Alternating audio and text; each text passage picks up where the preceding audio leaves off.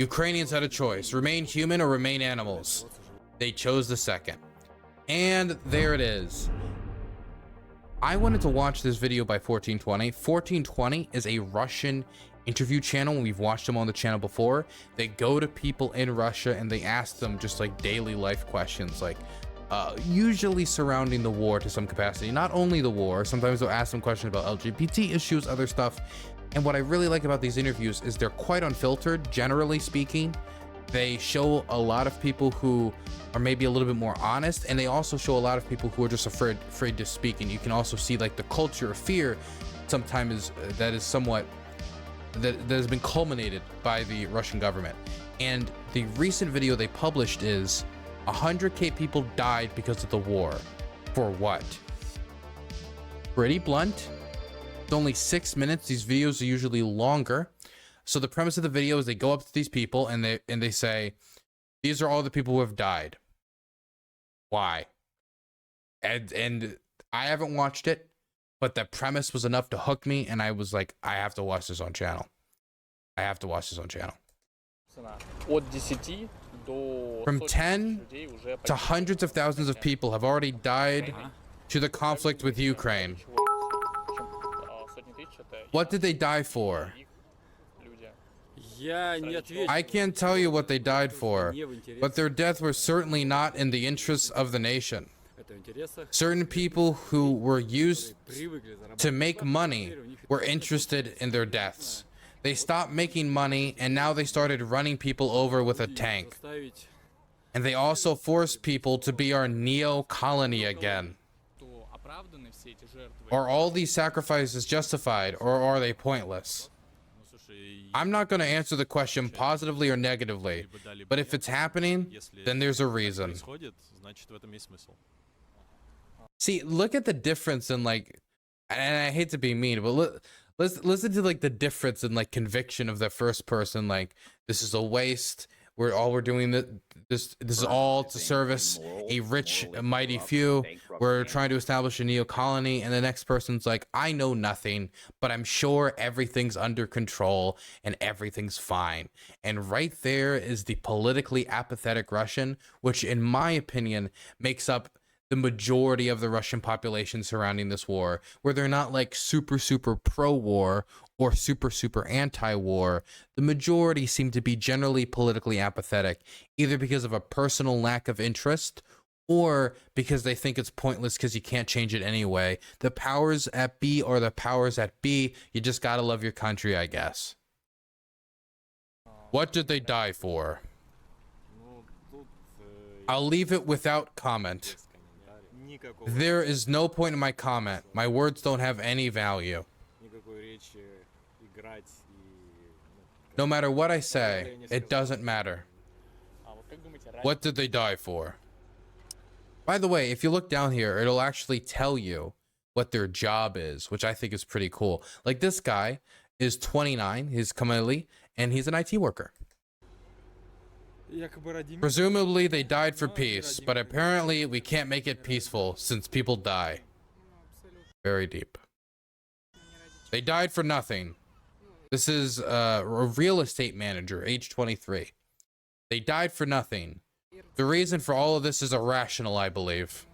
I don't see the point of these sacrifices. My answer is that it makes no sense.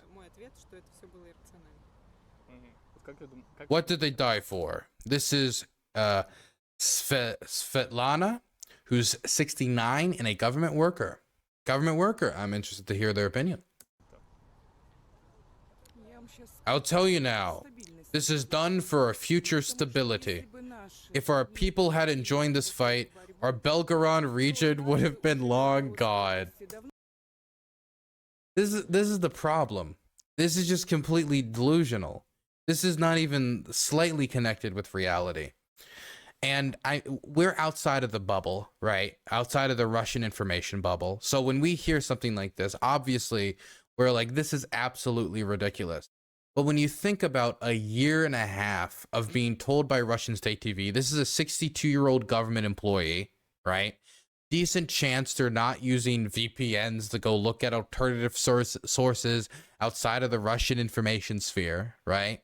there's also a decent chance that she's also not even in the like military blogger sphere, which is marginally allowed in Russian society. For if you're very pro-war, you can basically criticize the war, but from an angle of like they need to war harder. That's how Igor Gherkin and a lot of other people do it.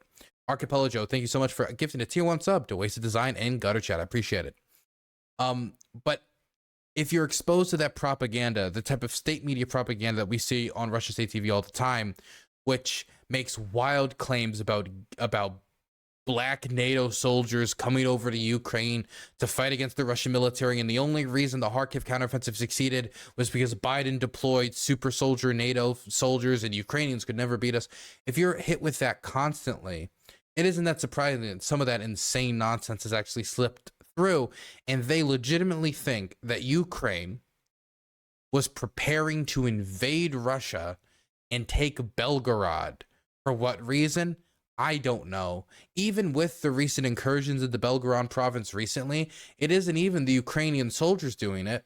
It's Russian opposition fighters, as in, a anti-Putin Russian fighters, whether it be the extremely far right and frankly neo-Nazi Russian Volunteer Corps or the Free Russian Legion, the Liberty Russian Legion. I forget exactly their phrase or exactly their name.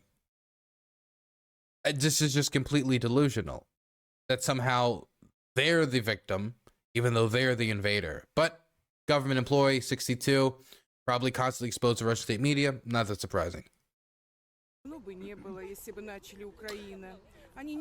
Ukrainians do not pity or spare anyone. They do not even pity their own Ukrainians. They bombed them for 8 years. Wait, did she say Dombili Bombas? No, Bombili Donbass. Yep, there it is. They bombed them for 8 years. Nobody helped people there. Everybody turned a blind eye.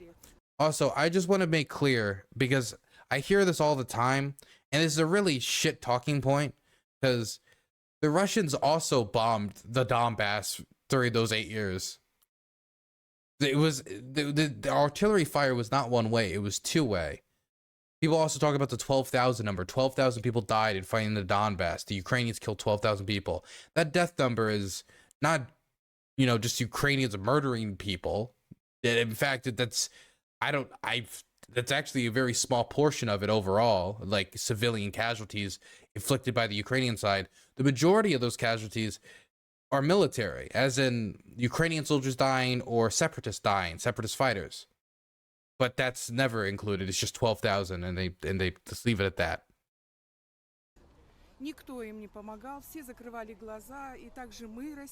There was nothing we could do about the bombing.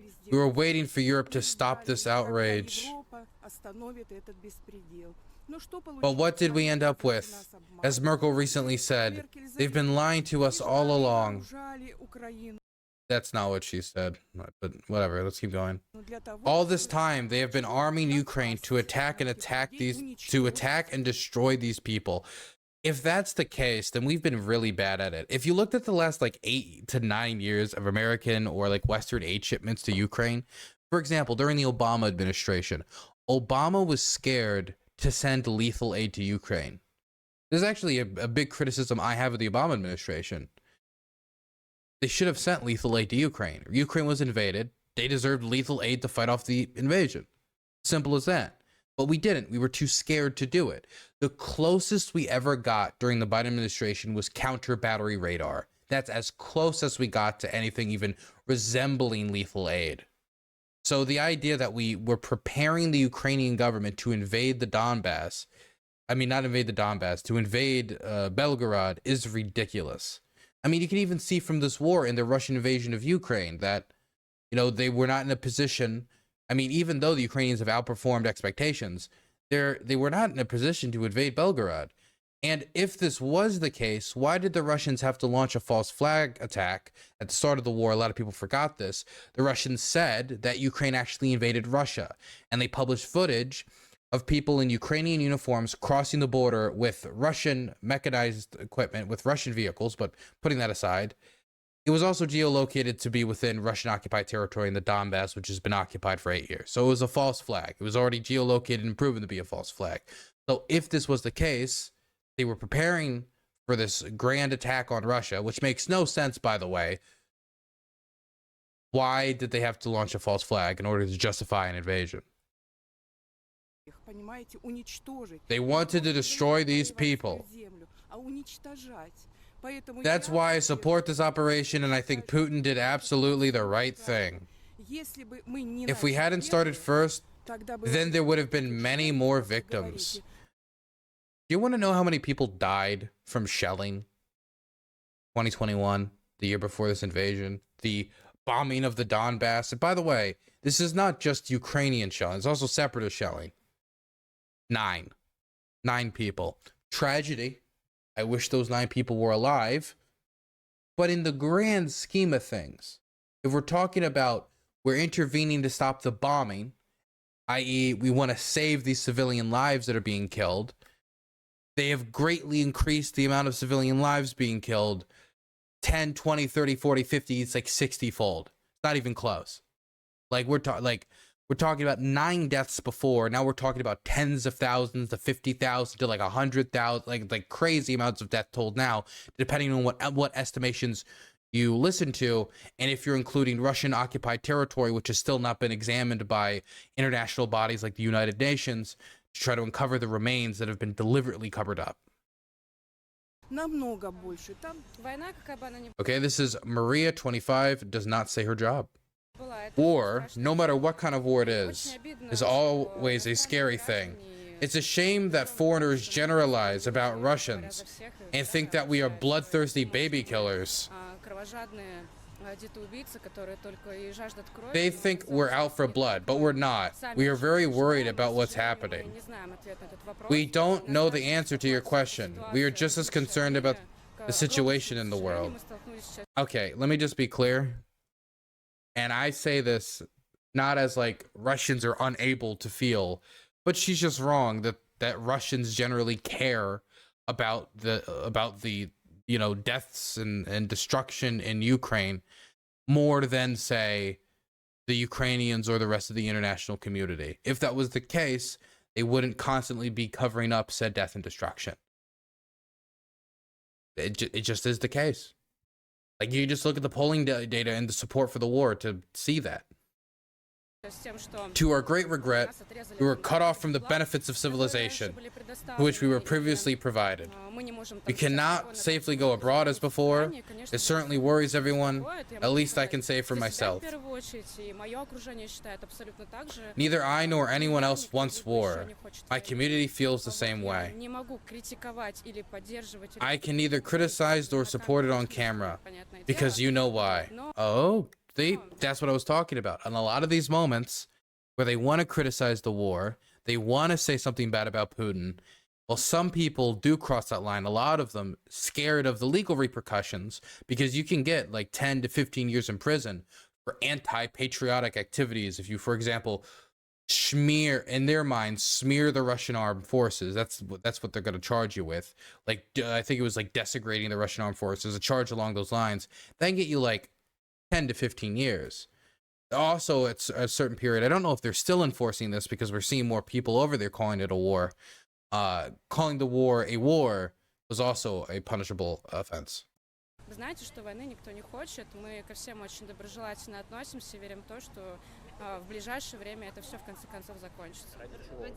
What did people die for? First, I think that these figures are controversial. No one knows the exact figures. I hate to be a conspiracy theorist, but I believe that people died for nothing.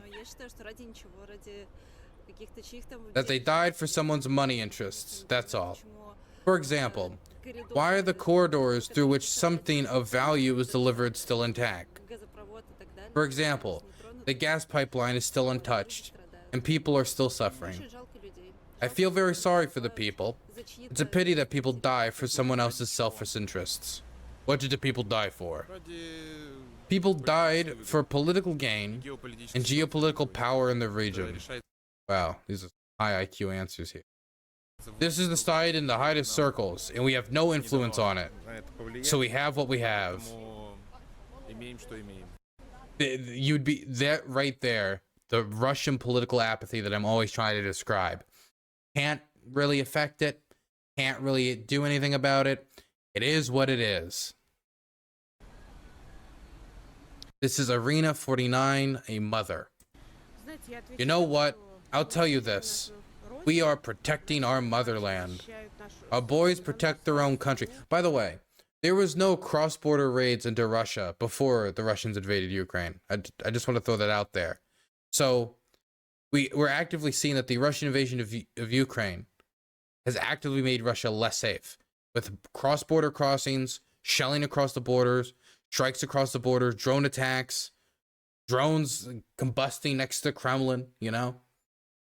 Daria Dugina car bombing, you know, bombings in the cafe, pro-Wagner, Wagner-associated cafes with pro-war speakers going there. Like, if these soldiers are protecting your country, why does your country feel like it's in more danger than it was before?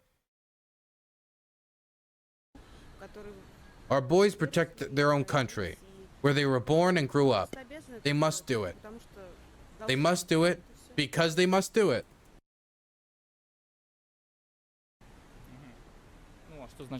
What do you mean by that? They must protect their motherland, their people. They must help those who need help. What do you mean? Our people... One second. This is from Vladimir 35, a sportsman. Sportsman is... What do you mean? Our people die there for the motherland, for the sake of the president's order. Ukrainians had a choice, remain human or remain animals. They chose the second. And there it is. If you have Russian state media going on and on and on, dehumanizing the Ukrainians, you have Vladimir Zoloniev going on TV saying you need to demolish block by block, like just demolish the city. If the civilians don't evacuate, that's too bad. Constantly throwing slurs at Ukrainians when on state-affiliated media, trying to justify war crimes, dehumanize them constantly. It's going to have an effect. And people like this, who very much at one day could be ending up at the front lines, depending on how the war ends out and how mobilization goes, is deployed to the front, views Ukrainians as animals. How do you think he's going to behave? He's going to behave how they behave towards the rescue workers that I was filming with a few days ago. Brutally and barbarically. Or, ironically enough, animalistically. Veronica, age 23, real estate manager, same woman from before. Who do you think will be responsible for people's deaths?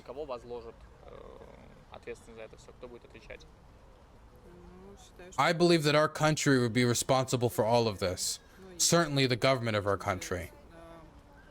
Anti-war people do exist in Russia.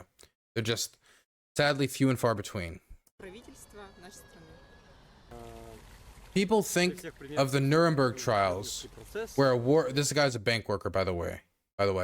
People think of the Nuremberg trials where war criminals were convicted. I believe that these are wet dreams that are not worth navigating. There are plenty of examples of historical villains who have lived their whole lives and not been punished. I don't think we should treat it as if we're waiting for justice. Okay, and back to the old woman who, you know, protect the motherland. Russia has always been a great power, and it should always be like this. Russia should not allow itself to be invaded by anyone, which is why what is happening is happening. By the way, this is a quite popular response. I am told that the conflict is because they want to destroy Russia. Of course, Russia has always wanted to collapse. But Russia has always wanted to collapse, but Russia is standing still. It will not succumb. Is this translated correctly? Russia is powerful. Russia has always wanted to collapse. There must be a mistake there. Play the audio. Let's play it again. Что все это было затеяно, чтобы развалить Россию.